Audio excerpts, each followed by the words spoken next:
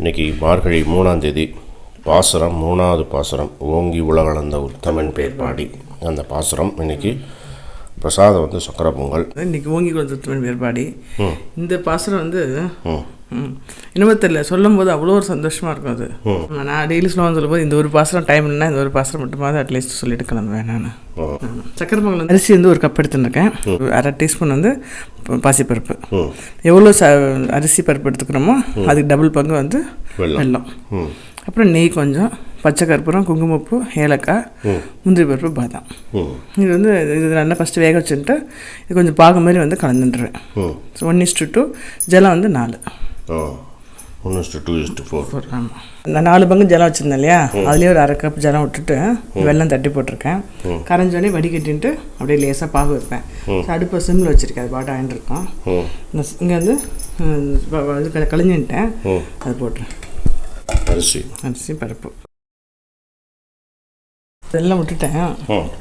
கற்பூரம் போட்டிருக்கேன், பச்சை கற்பூரம், குங்குமப்பூ, கொஞ்சம் நெய்யில் முந்திரி பருப்பும் பாதாம் வச்சு ஏலக்காய் பொடி பண்ணி போட்டேன், அதையும் போட்டேன். பிரசாதம் ரெடி. பிரசாதம் ஆயிடுத்து. தேங்க்யூ. தேங்க்ஸ்.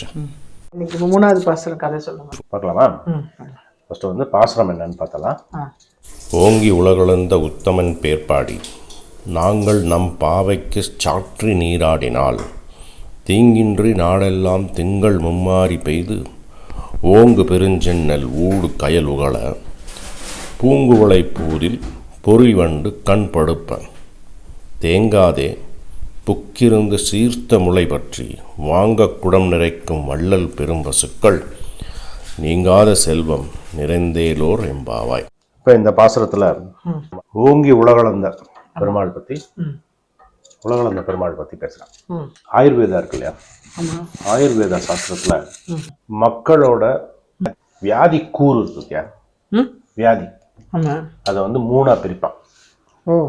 வாதம், கபம், பித்தம். இந்த 3ல ஏதாவது ஒண்ணுல வந்துடும். என்ன வியாதியா இருந்தாலும் இந்த 3ல ஏதாவது ஒண்ணு வந்துடும், இல்லை ஒண்ணுக்கு மேல இருக்கும். இது மெயினா வந்து என்ன சொல்லுவான்னா, இந்த 3மே வந்து சமநிலையில இருக்கணும். எதையும் வந்து நீக்க முடியாது, அதுவும் வேணும். ஆனா சமச்சீரான நிலையில இருக்கணும். ஆமா, சொல்லுவா, கேள்விப்பட்டிருக்கேன். ஏதாவது ஒண்ணு ஜாஸ்தியா போனாலும் பிரச்சனை, கம்மியா போனாலும் பிரச்சனை. சமநிலையில வைக்கிறதுக்கு ஆயுர்வேதால பஞ்சகர்மா அப்படின்னு ஒரு ட்ரீட்மெண்ட் சொல்லுவாங்க. அதுவும் கேள்விப்பட்டிருக்கேன் இல்லையா? கேள்விப்பட்டிருக்கேன். இந்த பஞ்சகர்மா ட்ரீட்மெண்ட்ல ஒண்ணு வந்து ஒரு ட்ரீட்மெண்டோட பேர் வந்து வாமனா ட்ரீட்மெண்ட். அப்படியா இருக்கா? அப்படி. ஆமா, வாமனா ட்ரீட்மெண்ட். வாமனா ட்ரீட்மெண்ட்ல எப்படின்னா, ஒரு மருந்து மாத்திரைகள் இல்லாம வெறும் வாமிட்லயே இந்த நிலையை வந்து சீர்படுத்துவான். அந்த ட்ரீட்மெண்ட்டுக்கு பேர் வந்து வாமனா முறை அப்படின்னு. திருப்பாவதானே பார்த்துட்டு இருக்கோம். ஆமா, ஆயுர்வேதத்துக்கு வர இந்த பஞ்சகர்மால வாமனா ட்ரீட்மெண்ட்னு ஒண்ணு இருக்கு. இந்த ட்ரீட்மெண்ட்டை வச்சு ஒரு எளிய முறையில இந்த சமநிலைப்படுத்துவான். இந்த ட்ரீட்மெண்ட் இந்த சிகிச்சை இருக்கு இல்லையா, இந்த சிகிச்சை இப்ப இந்த காலத்துல இருக்கிற மாடர்ன் ஹாஸ்பிட்டல்ஸ் அலோபதியில அப்போலோலயும் இந்த இது பண்றான். அப்போலோ ஹாஸ்பிட்டல்ஸ் இருக்கு இல்லையா, அப்போலோ ஹாஸ்பிட்டல்ஸ்லயும் இந்த இது தனியா ஆயுர்வேத அப்படின்னு வச்சுட்டு இந்த இது பண்றான்.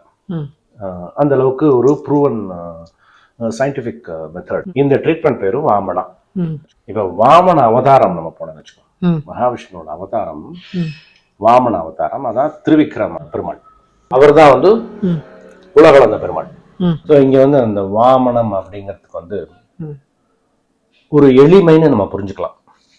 ஏன்னா இந்த ட்ரீட்மெண்ட் வந்து மருந்து மாத்திரை ஊசி ஈசிலாம் இல்லாம ஒரு எளிமையான முறையில நிரந்தரமான தீர்வு அந்த ட்ரீட்மெண்ட்டுக்கு. அது மாதிரி வாமன அவதாரம், மகாவிஷ்ணுவோட அவதாரங்கள்ல வாமன அவதாரம் வந்து எப்படின்னா, ஒரு வதமும் கிடையாது, ஒரு அழிவும் கிடையாது, ஒரு துன்புறுத்தலும் கிடையாது. தீர்வு வந்து நிரந்தரமான தீர்வு. மகாபலி பெரிய சக்கரவர்த்தி, அவனுக்கு ஒரே ஒரு கர்வம், ஆணவம் வந்துடுது. நம்மனால என்ன பண்ண முடியும், நமக்கு பெரிய சக்தி இருக்கு, இதை வச்சு 3 லோகத்தையும் நம்மளால ஆட்டி படைக்க முடியும் அப்படின்னு சின்னதா ஒரு கர்வம் வந்துடுது. மகாபலிங்கிறது யாரு? பக்த பிரகலாதனுடைய பேரன். பெருமாள் வந்து என்ன நினைச்சார்னா, அந்த ஆணவத்தை மட்டும் எடுக்கணும், அவனை வந்து ஒண்ணும் பண்ணக்கூடாது. ஏன்னா நல்ல சக்கரவர்த்தி, நல்ல பரம்பரை, பிரகலாதனுடைய பேரன் அப்படிங்கும்போது அந்த ஆணவத்தை மட்டும் களையணும். எப்படி எடுத்தார்? வாமனனா வந்தார். எளிமையான தோற்றம், அதான் வாமன ட்ரீட்மெண்ட், சிகிச்சை ஆயுர்வேதால சொல்லுவாங்க. எளிமையான தோற்றம், 3 அடியில வந்தார். வந்து அவன் வந்து அன்னைக்கு அஸ்வமேத யாகம் பண்ணிட்டு இருக்கான். அந்த யாகத்தோடைய கடைசி நாள் யாரு என்ன கேட்டாலும் கொடுக்கணும். இதை வந்து தசரதனும் பண்ணியிருக்கான் இந்த மாதிரி யாகம். அந்த யாகத்தோட கடைசி நாள் அரசவைக்கு போயிட்டு, மகாபலி எனக்கு 3 அடியில, என்னுடைய அடியில 3 அடி நிலம் வேணும் அப்படிங்கும்போது அவன் சொல்றான், நீங்க இருக்கிறதே ரொம்ப சின்ன சைஸா இருக்கே, கொஞ்சம் பெருசா கேளுங்க, நிறைய கேளுங்க தரேன் அப்படின்னு சொல்லுவான். இப்போ மகாபலி கிட்ட வாமனாவதாரம் அந்த மகாவிஷ்ணு சொல்லுவார், 3 அடி போரும்பா, என்னோட கால் அடி எடுத்து வைப்பேன், அதில் 3 அடி போரும். அவனுடைய ஆச்சாரியன் வந்து சுக்கராச்சாரியர். யோசிக்கிறார்.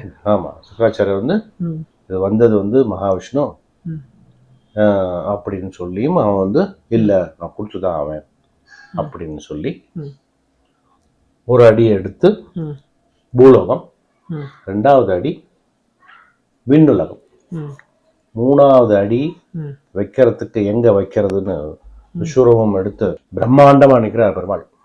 3வது அடி எது?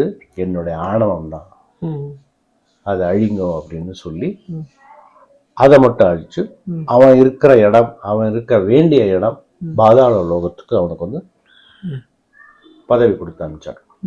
அவனுக்கும் புத்தி தெளிஞ்சது, தேவர்களுக்கும் அவளுடைய பதவி, அவளுடைய தேசம் கிடைச்சது. இந்த அவதாரம் வந்து தன்னை வந்து சுருக்கி எல்லாரும் நன்னா இருக்கணும்னு எடுத்தனால இந்த அவதாரத்துக்கு பேர் வந்து உத்தம அவதாரம்.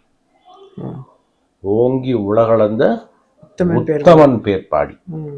அப்பேற்பட்ட உத்தமன் எப்படி தன்னை வருத்தின்றாலும் பரவாயில்ல, தன்னுடைய பக்தர்கள் வந்து நன்னா இருக்கணும் அப்படின்னு எடுத்த அந்த அவதாரத்தை போற்றி பாடி என்ன பண்ணணுங்கிற ஆண்டாள் நாட்டுக்கு வந்து மும்மாரி நன்னா பெய்யணும்னு சொல்றான். மாரினா மழைன்னு அர்த்தம். மும்மாரி அப்படின்னா மாசத்துக்கு வர்ற 3 மழையுமே வந்து யாருக்கும் தீங்கு செய்யாத மழையா இருக்கணும். மழை வராம இருந்தாலும் கஷ்டம், அடிச்சு போட்டாலும் கஷ்டம்.